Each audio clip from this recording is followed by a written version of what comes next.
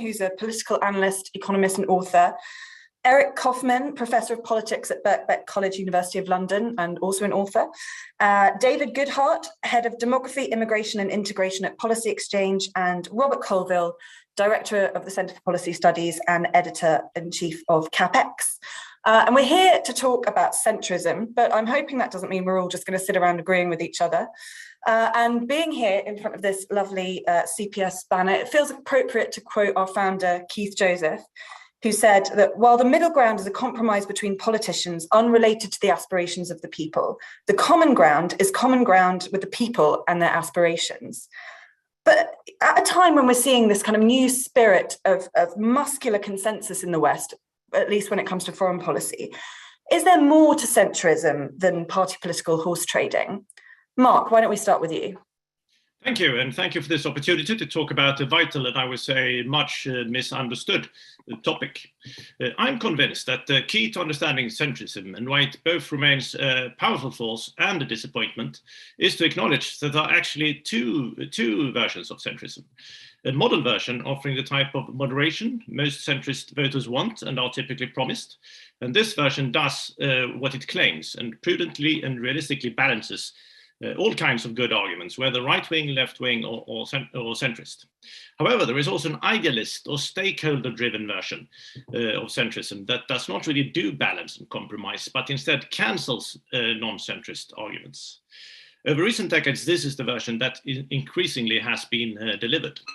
It's also the version that in practice is pushing rather than moderating things like the cancel culture within academia, EU expansionism, even when voters are not on board, a pro-big business rather than pro-free markets economic setup, the no end to the era of cheap money, as well as the continuous disarmament defense notions that have played a key part in triggering the Ukraine drama.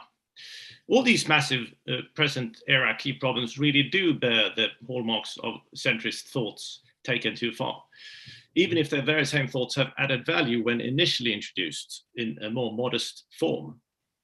As it happens, I almost stumbled on this conclusion that we really do need to distinguish between two different types of centrism when interviewing 6 key thinkers as part of writing my latest book. Among them, David Goodhart and Eric Kaufmann, who of course are part of the panel today. I also interviewed Matthew Goodwin, Jonathan Haidt, Darren Acemoglu, and Luigi Zingales. All these 6 people are easy to see as prudent, balanced role models. I certainly see them as that. Yet, amazingly, what these 6 also have in common is that they at times have been moralistically attacked as radicals, with centrists typically leading the charge. And this is, I think, an indicator as good as any that this time, and for the first time ever, it is the centrist camp that has moved into the terrain of killing real debate while no longer comfortable having it. Now I'll finish by just briefly touching upon 3 key findings from my book that all relate to the centrist excess or slip-up situation. First, as much as we might find it entertaining and perhaps also politically convenient with tribal hero versus villain narratives, there are no proper villains in the centrist excess story. Instead, it's very much the curse of incrementalism that has been at play. For decades, the movers and shakers in politics, every government from John Major to Theresa May, have all offered different flavors of centrism. No individual step has come across as particularly radical, but the accumulated effect has nonetheless led to the radical outcomes, such as those already mentioned. Second, centrism has proven to have a much under-discussed democratic blind spot. When traditional right-wingers and left-wingers collided in parliament, debate was vigorous and ironically often ended up in a realist centrist compromise. During recent decades, however, when every party has competed over centrist voters, the concerns of non-centrists have rarely been taken seriously. So up until the Brexit era, no strong force in parliament pushed back when centrists took things too far. This means it's certainly no coincidence that the first establishment versus the people divide during the democratic era coincides with the first era of centrist dominance. Last point, despite all the smoke, dust, moralism, confusion, and negativism, good things, including a much needed reset, are already happening. Yes, slowly, but it is happening gradually, just as during every transition period. I also firmly believe that the UK has taken the lead in this reset. And I'm happy to talk more about that later, but this is it from me for now. Thank you.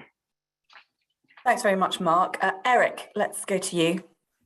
Well, yes, it's very interesting, and thanks for the remarks, Mark. And I guess my take on this is we have a classic problem whereby the elite is much more liberal, both economically, which places them somewhat to the right of the average voter, and culturally, which places them to the left of the average voter. And so there's that disconnect then between the elite and the voters. And you can see that in a number of different surveys. I mean, even the MP survey that Tim Bale did at Westminster showed that the typical Tory MP was actually somewhat to the left on cultural issues to the average voter, never mind their own base, whereas they were completely to the right of their voters on economics.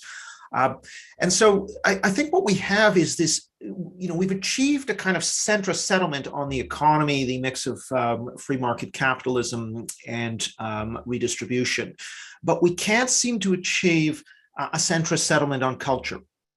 And the reason I would put to you is because of the dominance of the cultural left in framing political questions as moral questions instead of shades of gray that are open to compromise, such as the level of immigration, the pace of ethnic change, the boundaries of speech. Instead of framing these as sort of gray zones that we can compromise on, the framing is these are a moral issue of right and wrong, and anyone who makes the case for, something being racist or misogynist and so on, immediately gets the floor and immediately is yielded to. And this is sort of leading to this metastasizing problem of what I call cultural socialism. And this is sort of the really unchecked progress of identity-based, these sort of race gap, gender gap type rhetoric, and that is somehow indicative of some kind of systemic racism, sexism, what have you, and that kind of logic is permeated into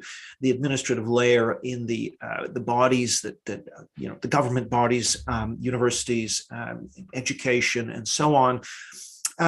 For the main reason being that a lot of those who are highly educated, even though they may not back, in studies that I've done show that only a small share of them, perhaps 1 in 10, back firing people for controversial views, many of them favor policies that carry authoritarian implications, such as quotas on reading lists, such as equity and diversity statements that you have to sign before you can be considered for a job. They think these are just nice things to do, nice to the vulnerable, but they never consider the fact that, okay, what happens to those who philosophically object, who see this as a political litmus test? The political discrimination that comes out of that is simply not factored into their thinking. So I think we have the problem we have is primarily a cultural one. I think there is a slight economic issue, but I think by and large, we've got a cultural problem. We can't come to a cultural center, an accommodation, because the left is essentially intransigent and intolerant.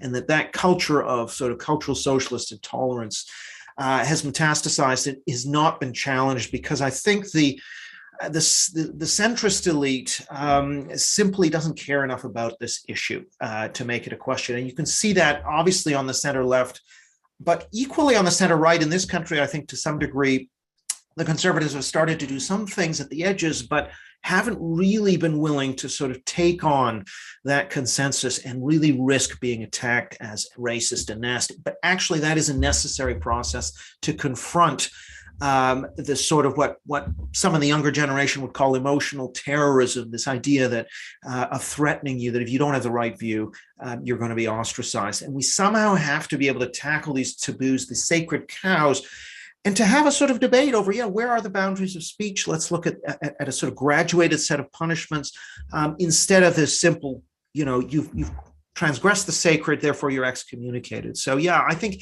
we have the problem is almost entirely a cultural problem, and it really reflects this disconnect between the priorities of the elite and the priorities of their base. So I'll leave it there.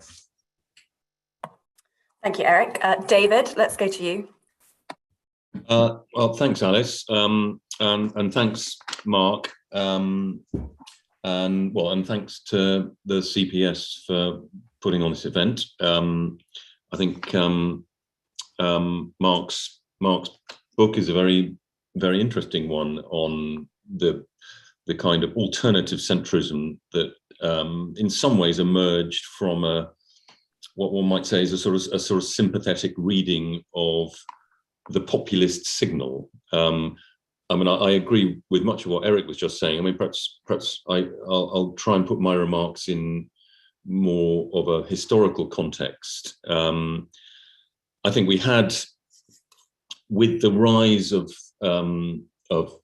discontent, political discontent of various kinds in the early 2000s, or culminating in 2016 with Brexit here and Trump being elected in the US. I think there was a kind of realization that the old centrism, the kind of new Labour, Lib Dem, as Eric said, kind of social liberalism, market liberalism, as opposed to more statist social democracy on the left, or more free market, kind of more untrammeled free market politics, as represented by Margaret Thatcher on the right. That there was that sort of niche, kind of represented by the Remainer party that sort of briefly lived and then died. I can't remember, but that was a sort of that was where much of the kind of establishment, the BBC, saw the centre. And then I think gradually there emerged, there was a kind of realization that there was another centre, which you might call sort of sensible or benign populism. It was a little bit to the left economically, a little bit to the right culturally, more attached to nation state, more attached to tradition and so on. And with the kind of red Tory, blue Labour version of centrism. It tended to benefit. I mean, I think, many people saw that the new centrism, the more kind of populist inflected centrism, as benefiting the centre right more than the centre left, because it is easier for the right to move a little bit to the left on economics than it is for the left to move to the right on culture, for some of the reasons that Eric was talking about, the sort of sacralization of politics, the fact that it's so much harder for, and actually I think this is a real problem for all of us in some ways, that it's harder to come to compromises, it's harder to split the difference on cultural questions. And of course, I think one of the other reasons for the emergence of the new centre, the kind of red Tory, blue Labour kind of centre, was that progressive politics had sort of abandoned that old, perhaps broader, more generous notion of what it was to be progressive. That idea, what was the phrase? A broad, the Labour Party used to be called a broad movement on behalf of the underdog, and that now sounds rather quaint. In a context of progressive politics, it's become much narrower, much more sectarian, much more kind of finger wagging. And I think that was partly to do with the expansion of higher education, the domination of parties of the left, not just here, but throughout Europe, by liberal graduates, left liberal graduates in many cases. So I think a lot of this story is actually a new centre, which is a kind of reaction against the cultural domination that Eric was talking about of liberal graduates.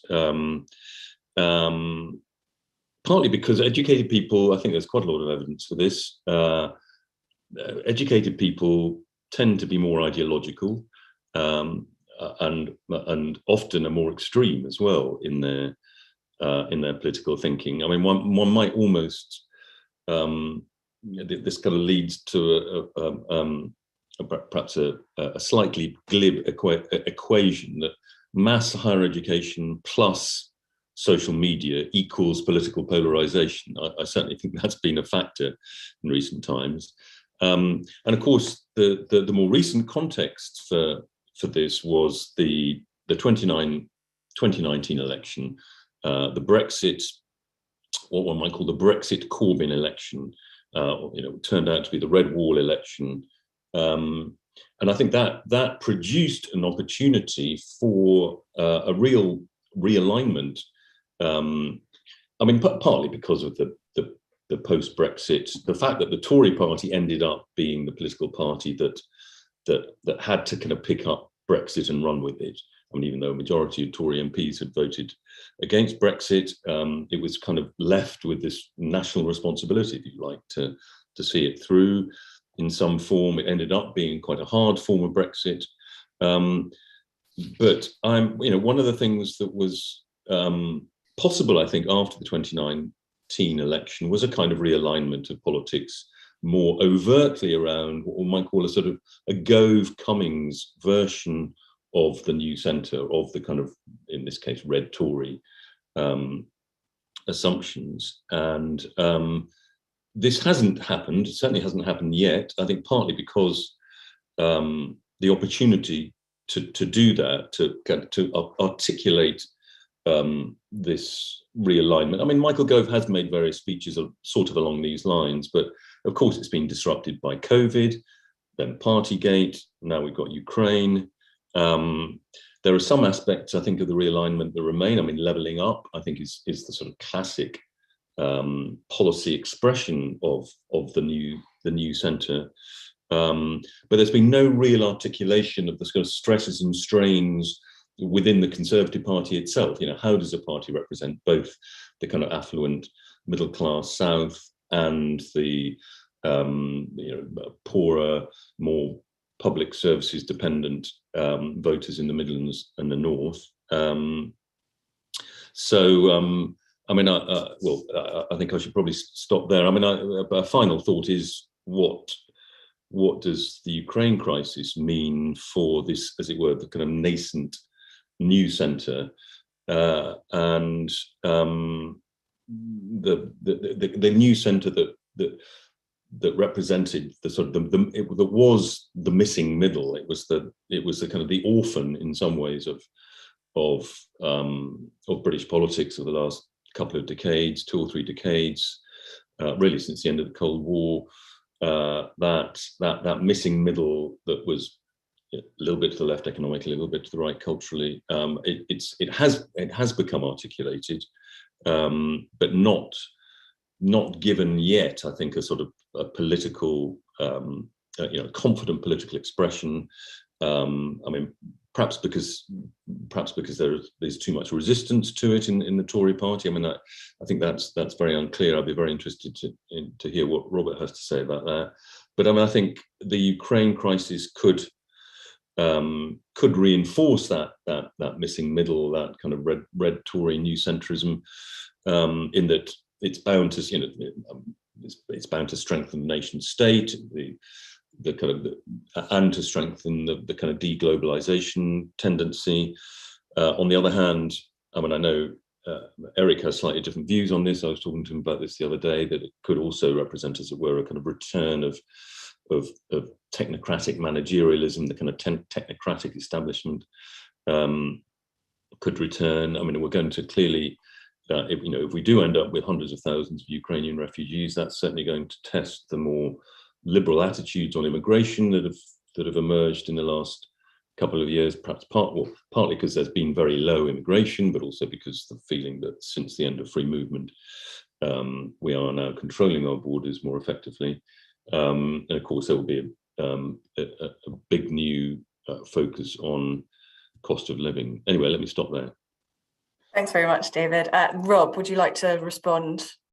Yes, and I should explain to viewers, by the way, that CapX is a branch of the Centre for Policy Studies and shares its offices, which is why Alys kind of looks like a sort of CapX is a hostage video and we've got the CPS logo.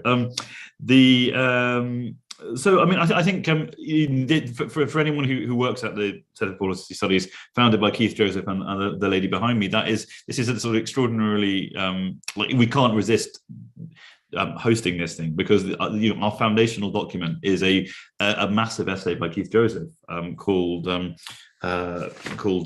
"Stranded on the Middle Ground," which essentially defines the middle ground, what we would now call the centre, against the common ground. The middle ground was not rooted in the way of life, thought and work of the British people, not related to any vision of society or attitude of mind or philosophy of political action. It was simply the lowest common denominator obtained from a calculus of assumed electoral expediency, defined not by reference to popular feeling, but by splitting the difference between Labour's position and the Conservatives. I mean, that's a diagnosis which carries through today. So I think when we're talking about centrism and the British electorate, there's some interesting things. Like I'm a great believer that people respond to incentives, and political parties respond to incentives, and the incentives of the British political system push parties towards the centre in a way that it doesn't happen in the States, or doesn't happen sort of in nearly the same way. That you win an election in the UK by appealing to a swathe of swing voters in swing seats. You have it's a kind of dartboard model. I've called it before. You have the cities are red, the provinces are blue, and then you win an election by holding on to as much of that as possible and carving off as much of the suburbs in the middle as you can. So there is a sort of inbuilt tendency to, you have to appeal to the mass of the public. And also there is a tendency towards, people tend to vote for the people they perceive as most centrist, as most central. That doesn't mean they are centrist, but they are, central. They are seen as reasonable. They are seen as like us, like the leaders like Blair or Cameron, who are perceived as being closer to the centre than their parties, which they often actually kind of campaign against. That said, I think what we've seen in the last few years, and which the other panelists have talked about, is a shift in what the centre means electorally and politically. So we've gone from a situation where essentially, which David sort of rails against, well, not rails against because he's too polite and intellectual and cultured and sophisticated, but David elegantly demolishes in a series of books and articles over the last few years, in which essentially all of the parties are run by people who can go to the same dinner parties. They are, you have an interchangeable, Ed Miliband, David Cameron, George Osborne, Nick Clegg. These are all people who, would be very, very, like, who feel like they are kind of culturally similar. Tony Blair, there's not, there is a kind of cohort of, middle class, wherever they're from, they present themselves as kind of reasonable metropolitan middle class types. Then you have this extraordinary period triggered by Brexit, but happening before it, because you've got Corbyn already, where the parties just go kind of completely in opposite directions, and you are suddenly having elections fought over viscerally different visions of what Britain looks like. And now the parties have in terms of their electoral appeal, come together much more. Like in terms of the policy platforms of the parties, they are fighting over who can invest. Like, we all agree that net zero is great, but who can invest most in it? Like, there are, Rachel Reeves and Keir Starmer are charging around the city telling businesses that they love them again. So that ground has narrowed, but they're sort of fighting. But the voters they're trying to appeal to are not the sort of centrist, CapX, the sort of metropolitan liberal types. They're trying to appeal to the people who voted for Brexit. They're arguing about the Red Wall. They're arguing about provincial Britain, not metropolitan Britain. And I think that's happened at the same time as again, everyone kind of, the axis of politics has shifted. This isn't an original observation, but like, arguments aren't, as Eric has just said, arguments are now much more about culture than economics. Like, the thing which defines the Tories is not the, like, in the old days, to find out if someone voted, their income was like, probably, or their class were the most powerful signifiers. Now it's their age, and their cultural attitudes, which are sort of driven by age. So you've got this situation, and I think it's a fascinating and potentially quite dangerous one, maybe, where the electoral politics is about reaching out to Keith Joseph's common ground, but you still have an awful lot of people in Westminster who think about the middle ground, the centre ground, and you saw this in the and again David referred to this, the relentless attempts to create a sort of centrist third party, as if the Lib Dems didn't exist, or that the Lib Dems were sort of impure for having gone into coalition with the Tories. And the argument I made at the time, and I still think I might be right on this, was that the next electorally successful Labour leader would look a lot more like Nigel Farage than like Tony Blair. That if you were trying to set up a new political party, the gap was for right on culture, left on economics. The colloquial version would be, fund the NHS and hang the pedos, as I think the meme goes. Like that's, and I think so. That's kind of but essentially, and you can see this even just like in the last few days. The response, the British public are sort of on average in the middle, but that's made up of lots of violently disagreeing positions, which no political party quite incarnates. Like, they are massively pro letting in Ukrainian refugees. They are massively anti-free movement with Europe more generally. Faced with the cost of living crisis, they are massively pro price controls and all sorts of, economics, which everyone who has studied economics know would be appallingly disastrous. So, so this idea, the idea that Keith Joseph attacked, that somehow the way to appeal to the public is to be in the middle on everything, is, I think, a dangerous fiction, but it's still one which is with us, and it sort of fascinates me how little some things have moved, even as everything else has changed around us. Thanks very much, Rob. So I'm going to open it up now to a slightly more general discussion. And please, if you're watching and you have a question, please just chuck it in the Q&A. If you're watching on YouTube, I don't think I can see your comments, so please put it in the Q&A. But to sort of kick us off, so you've all been quite critical of centrism, I think, characterize it as sort of mushy middle way, where it's difficult to actually achieve anything real. But when I came into politics, this was in the coalition era, and I thought there was actually something quite nice about the chummy, sort of consensual style of politics. You can argue about what that government achieved, but do you think, as a rule, that nothing can be achieved with that sort of style, with the centrist style of politics? Who'd like to start? Well, I just want to say, I think if the center really reflected the center of public opinion, then fantastic. I would agree completely with you. And I think on the economy, it is much closer to doing that and to being that. But I think on culture, it's not. I think if we look at both parties, but both parties are well to, I would argue, to the left of where voters are, and so there is a big gap in the political marketplace because of that, because of the discomfort around any issue which could be portrayed as sort of, racist or sexist or misogynist or transphobic or whatever. I think that this new sacralization has erected a sort of roadblock. And it seems like only populist right forces are often able to break those kind of roadblocks. I mean, if we look at the sort of populist moment from 2014 to 2016 across Europe, this was largely parties like the Sweden Democrats being the only ones willing to talk about migration numbers and forcing the center to move where it didn't really want to move. And I think even though there's been Brexit, I do think the Tory party has drifted back into a comfort zone where they don't really want to talk about immigration. They don't want to talk about culture that much. They are doing the odd thing, and a few people like Oliver Dowden, but basically the party's uncomfortable there. And I think it shows. And whereas it's quite different in the US, but then of course there are also problems with the kind of excessive tribalist populism that's going on with Trump. But I think to the extent that parties are reflecting where the median voter is, there's no problem with centrist politics. I think the problem is when it's not representing where the center is. That's all. Do we think polarization is actually good for politics or not?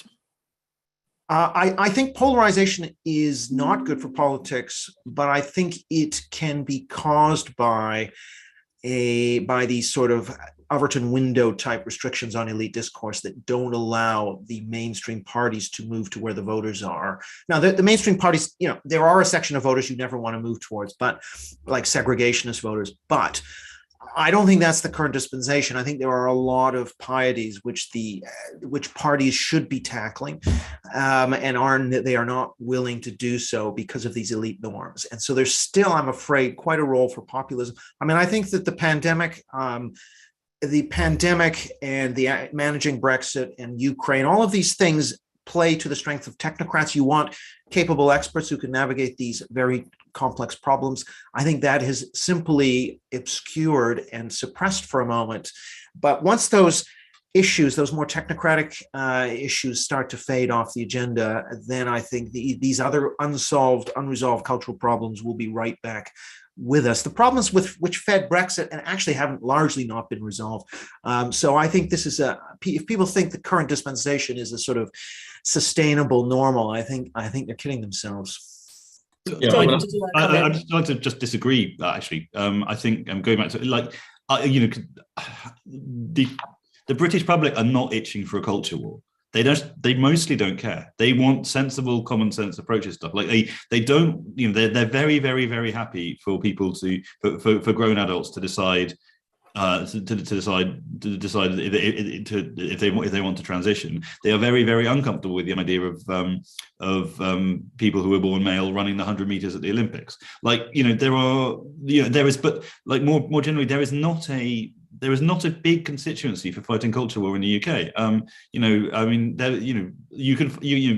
Things like small boats, absolutely. Like there is a massive public concern over that. People are, there's a reason the government is really worried about that. There's a reason that as soon as this crisis happens, Nigel Farage sort of appears in videos filming himself sort of standing on the cliffs of Dover, or in a dinghy out to sea. Kind of, those issues, absolutely yes. But I think, like a party that, my sense is, a party that defines itself and identifies itself and is at core sort of driven by this stuff. I think it just it makes a lot of people on Twitter very happy, and it makes a lot of the public just absolutely turn off. Like Britain is not America in that sense. We did a lot of stuff with Frank Luntz on this. There is a faction of the Labour Party who basically just think that Britain is a failed, awful, racist construct. And that, I think, is a huge thing, and there is enormous potential for the Tories. That I think is a real problem for the Labour Party. But there's not a kind of, sorry. I think you're right up to a point, but it's the kind of language you use and the way you frame it. I think while you're clearly right, there isn't a great appetite for a culture war. Most people, most of the time, favour consensus. They feel uncomfortable with adversarialism. They want everybody to agree, and that is all true. But at the same time, if you just look at the last 20 or 30 years, I think there was a build-up of frustration. To use my language, that with the over-domination of our politics and our culture by the anywhere liberal graduate class, and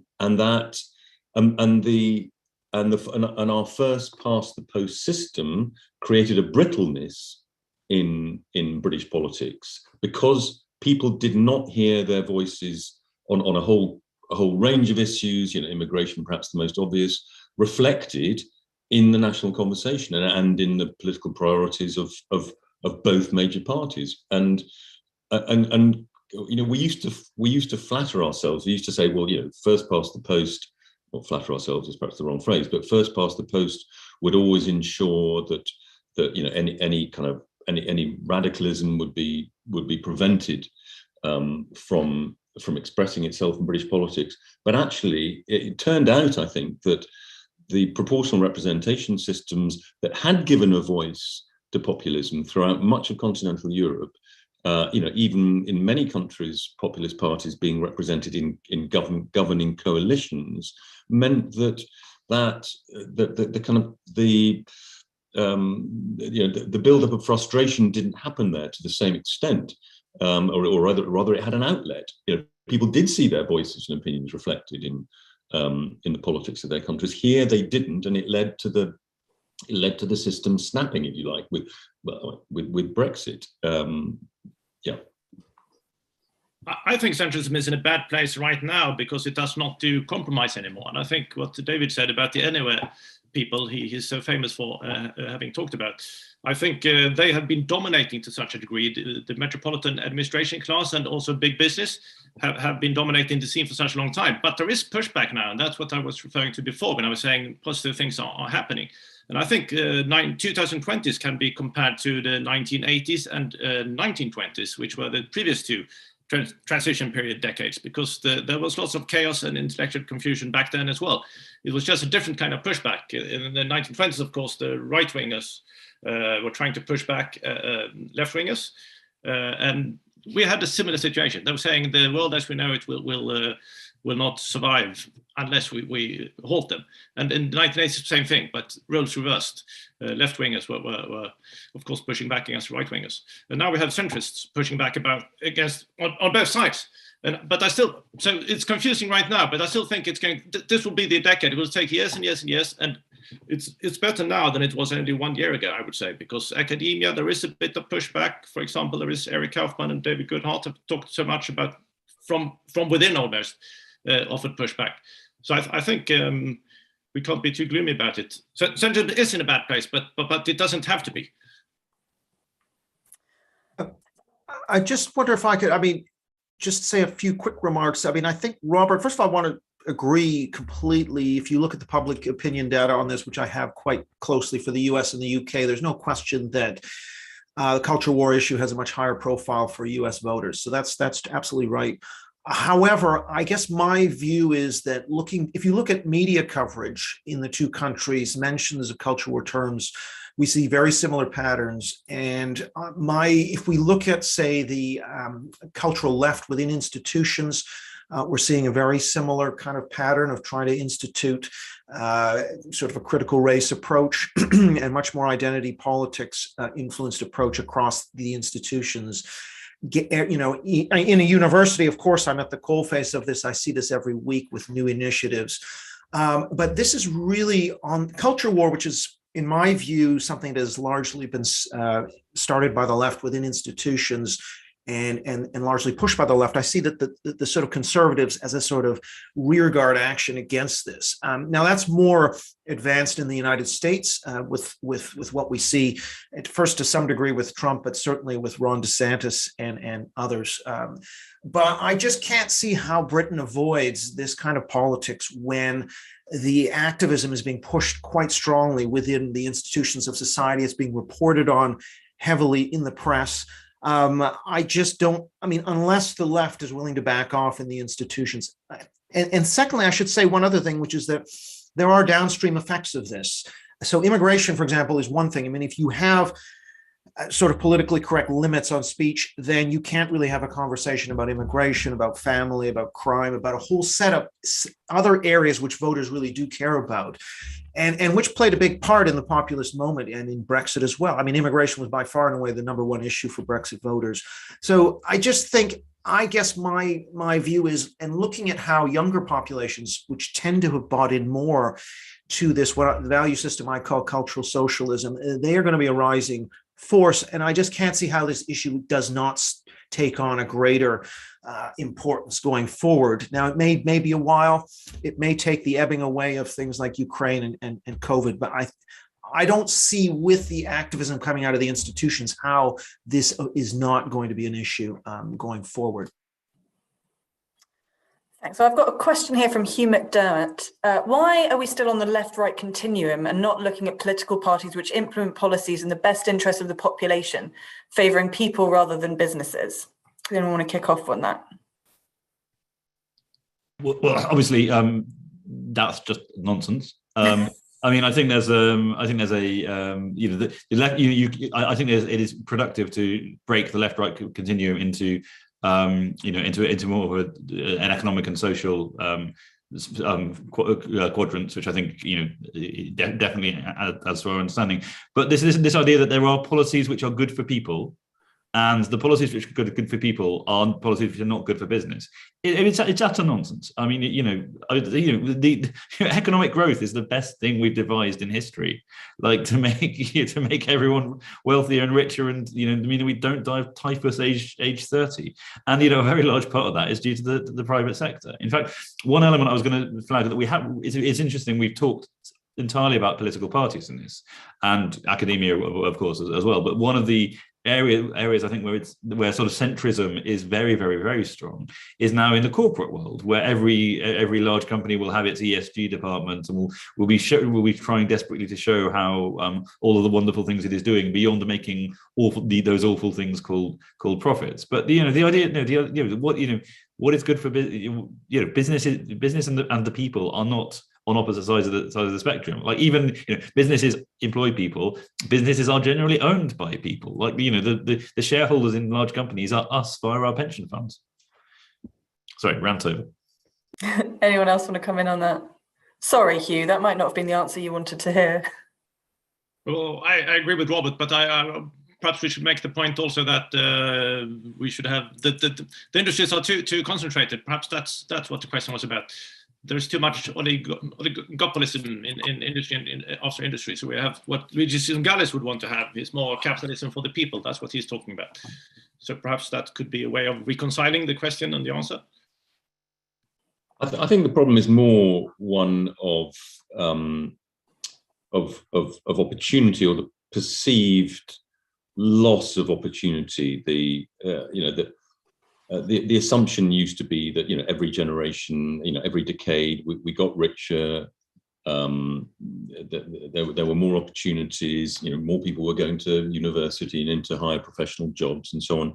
I mean, that has partially stopped. Partly because it couldn't go on forever. I mean, we now overproduce. We used to underproduce university graduates. We now overproduce them. I think that has created, two discontented groups. The 50% of school leavers who don't go to university, who feel that so many of the best opportunities, 40% of the best jobs. 40% of all jobs in the UK economy are graduate only, and they include all the best jobs pretty much. So the people who don't go to university, feel they're losing out. But also an increasing number of people who do go to university, who go to the 1992 universities and so on, often first in their family to go to college. They're not, a third of graduates are not in graduate employment. Whatever it is, 10 years after graduating. So you're creating a kind of educated, resentful class that I think that definitely contribute to the more ugly and polarized tone of contemporary politics. Yeah, this kind of goes into my next question. Well, it's more of a comment here from Lord Hodgson, who says, in recent years, the willingness to compromise has diminished. This has resulted in increased factionalism and may undermine the acceptance of our present structure of government. I mean, does the panel think that these are particularly fractious times in politics, or is it more that we had a sort of period of sort of centrist peace and now we're kind of resetting to a new normal? Well, I do think there is a trend toward polarization, which is greater in some countries and lesser in others, but it seems to be going across the Western world, and it is part and parcel of this realignment from economic issues to cultural issues. So parties, I think as Robert mentioned, the Conservatives and the Labour Party don't differ much on class anymore in terms of the makeup of their voters. But once we're moving to these cultural issues, there are more sort of zero-sum type issues, and that leads to perhaps more polarization. The other part of this is just the sorting of people by ideology into the correct party. It used to be most American voters were conservative and Democrat. That's broken down since the 1980s.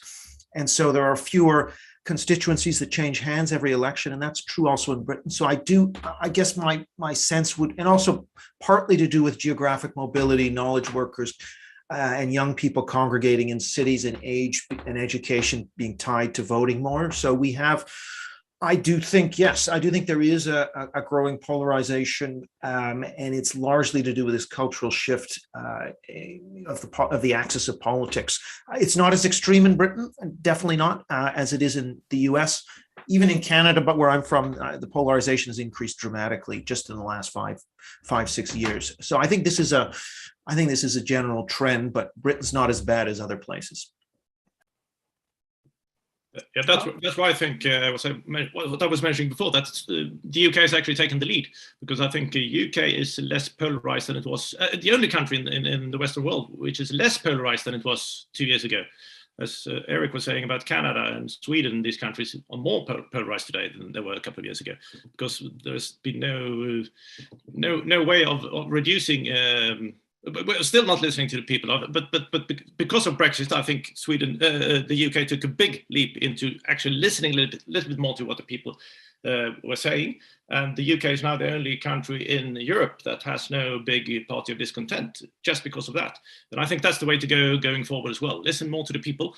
If we have more people's voice hitting the academic sector as well, they are not as sensitive, and there would be less polarization within that sector also. So I think the pressure will be coming from outside, and I think it will be better and better. And after other countries has left the EU as well, I think the same progress will be made in these countries. Yeah. Rob, you were talking about how the sort of architecture of the first past the post system sort of drives parties to the middle. But as Lord Hodgson said, the kind of polarization we're seeing might in itself undermine that structure. Do you see any risk of that happening? Yeah, I mean, UK, like the US, like everywhere else, is riven with safe seats. That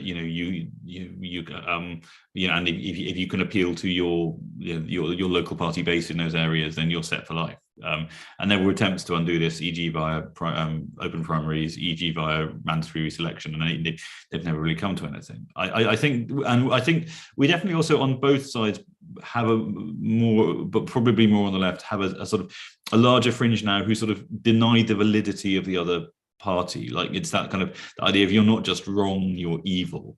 Tory is a kind of is a swear word, but I was interested. The question was from a peer, because actually there's a really good example of the old centrism versus the new common ground that we've been talking about happening in UK politics, which is completely underreported, which is that the House of Lords, which is full of people who got appointed under previous administrations and is overwhelmingly pro-Remain, and is rejecting this government's measures on a scale that has not happened for many, many years.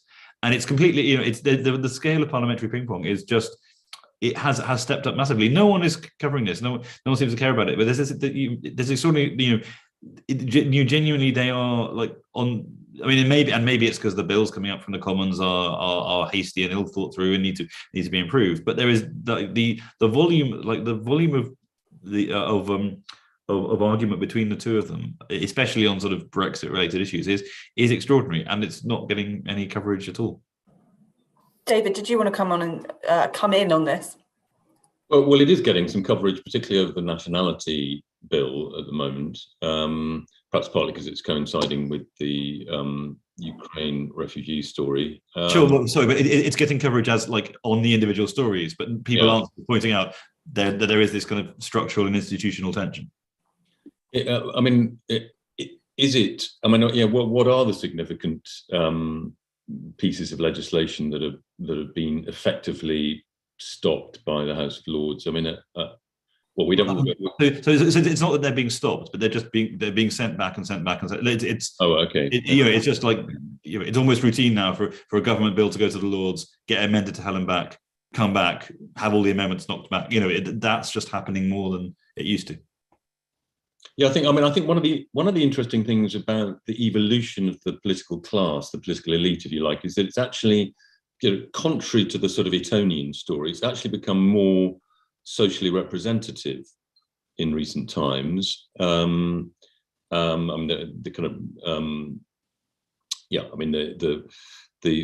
MPs are now much less likely to have been privately educated than ever before. I think it's less than, I think it's 29%, so it's still obviously hugely disproportionate.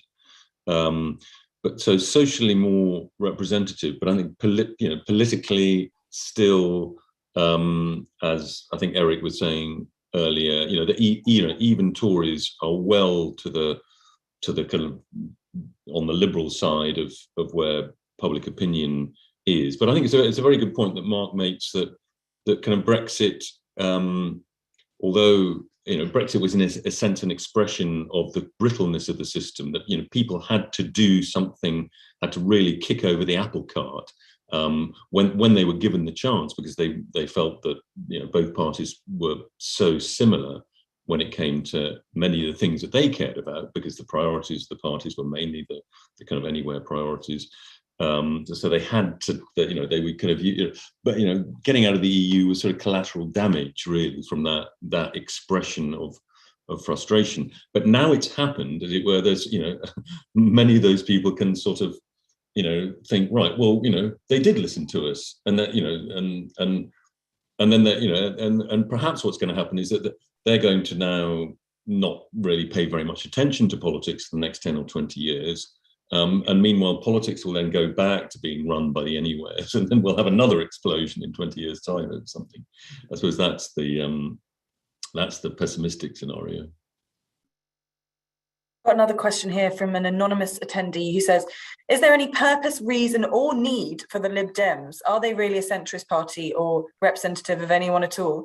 And I think I might add a question of my own to that, which is, why is there this kind of seeming yearning in Britain for new centrist parties? They keep getting set up, from the SDP to Change UK, despite the existence of the Lib Dems, and they keep failing. And yet still you'll find people saying what Britain really needs is a new centrist party.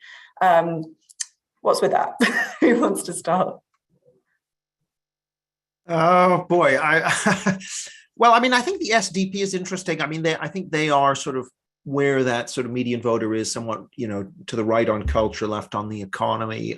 But it's very difficult, of course, to get a new party rolling in a way. It's tough. I think it's less hard for populist right parties that have a clear issue, for example, perhaps, but. I don't know. I don't know that there is a great deal of future for a party like the Lib Dems, actually. And in a sort of Westminster style first past the post system, I wouldn't have thought that it is going to emerge as a sort of viable challenge. I just don't know that it's speaking to the kinds of issues. I think the party that can go to the cultural center is going to benefit, but the SDP is doing that, but of course that you need to have a little bit more name brand recognition, and I'm just not sure the SDP can quite get there. But I'm not sure that the Lib Dems really speak to any group of voters. It's worth saying that, newer voters. It is worth saying, by the way, though, that the Tories have lost a significant number of their red wall and Brexit voters to a kind of apathy, and that.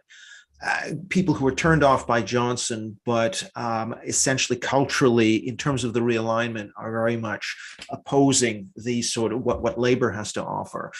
And I think there is an opportunity for a sort of well-articulated new force, but it's probably going to be a populist right force and not a sort of Lib Dem type creature. And it sort of reminds me of the Gina Miller party, for example, which sort of flopped. And even though I saw quite a good play about Gina Miller and Theresa May, actually, but anyways, but yeah, I think that would be my prediction, would be that's sort of where the hole in the market is. And so even though Farage, I think, is tilting at windmills with first the vax thing and now the net zero thing, I do think there is probably an opportunity at some point in the future. Anyone else?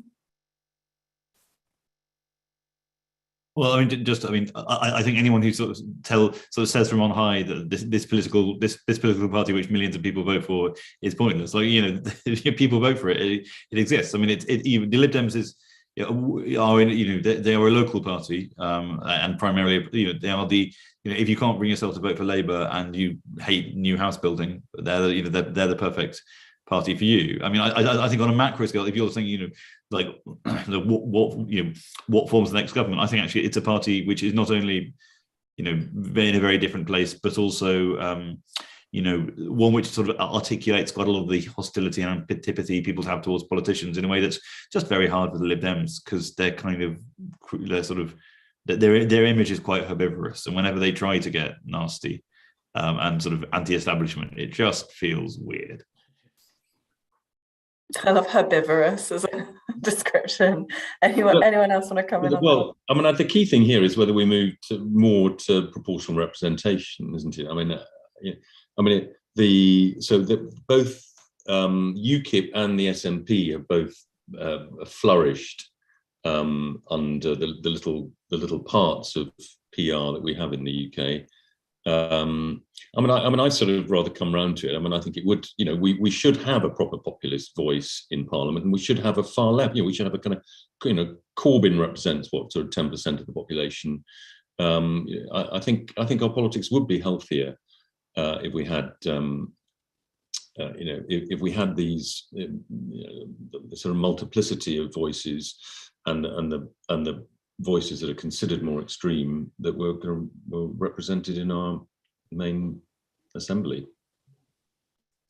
Mark, have you got anything to say about the Lib Dems? Well, in a way, I think there could be more room for them, but they would have to transform their agenda completely. I think it has turned far too idealist, and it has to go back to what it used to be from about 30, 40 years ago, more sort of realist and more properly moderate and do compromise. And it has to do rethink about the Europe and all those things. I don't think it has any big issue right now where it sort of has a lead. And if you don't have a lead on any issue, you will be in trouble. You will only survive as a protest party, as Robert was mentioning. You can get a protest vote, but that's not enough to really make a difference. Thanks. We're slightly running out of time, so I think to wrap up with a quick fire question, what do we think that the impact of Ukraine is going to be? If I can ask you to look into your crystal balls, is it going to bring people together in a new kind of wartime or post-war consensus, or is it going to be drive us apart, or is it in fact not nearly as important as the cost of living? If you can answer quickly. Eric, let's start with you. Well, I think it is unifying. I think it will obscures those deeper questions which have not really been answered. So it is, while it is ongoing, I think it will actually be unifying, yes. Rob? So a few years ago, I did an audit of 10 years worth of journalism for The Telegraph. And I realized that if I'd answered the question, how does X change the world with, it will make no difference whatsoever, I would have been right far more often than I was. So obviously, obviously the cost of living stuff is huge. But I am going to say it will change absolutely nothing. And I suspect I will be more right than any of us realize. Mark? Well, I think I have to agree because the UK has already spent quite a lot of money on the military budget. But of course, in the rest of Europe, it will make a big difference since all the other countries will have to go up to the 2% commitment, NATO commitment. David?